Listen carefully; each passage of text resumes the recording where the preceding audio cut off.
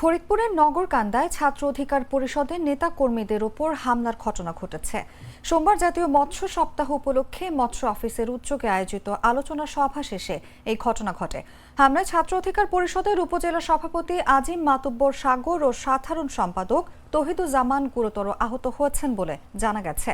ভুক্তভোগী ও স্থানীয় সূত্রে জানা গেছে, শান্তিপূর্ণ অনুষ্ঠান শেষে আকস্মিক এই হামলার ঘটনা ঘটে। হামলার শিকার ছাত্র অধিকার পরিষদের উপজেলা সভাপতি আজিম মাতুব্বর সাগর জানান, জাতীয় মৎস্য সপ্তাহ উপলক্ষে আয়োজিত আলোচনা সভা শেষে আকস্মিক এই হামলার ঘটনা ঘটে।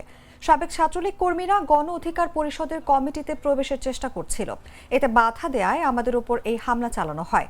একই অভিযোগ করেছেন সংগঠনটির উপজেলা সাধারণ সম্পাদকও। এই বিষয়ে নগরকান্দা থানার উপপরিদর্শক ইরান হোসেন বলেন, এই ঘটনায় থানায় কোনো অভিযোগ করা হয়নি। অভিযোগ পেলে তদন্তপূর্বক প্রয়োজনীয় ব্যবস্থা গ্রহণ করা হবে।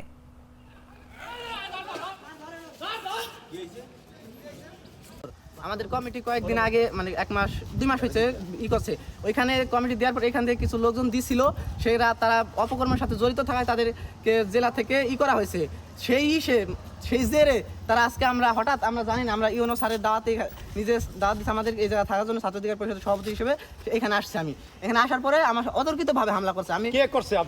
এখানে আলী ইসলামের নেতৃত্বে, আলী ইসলাম নাম, 5 আগস্টের আগে ছাত্রলীগ করছে, ছাত্রলীগের ছিল, আমাদের দলে ঢোকার চেষ্টা করছিল, পরে আমাদের দল থেকে উপর থেকে পাইয়া করে দিছে, বহিষ্কার করে দিছে সাথে সাথে একজন। গ্লিটারের টুইন লেমন ও অ্যান্টিব্যাকটেরিয়াল ফর্মুলা বাসনকে চকচকে জীবাণুমুক্ত করে আমাদের দেয় গ্লিটার গ্যারান্টি।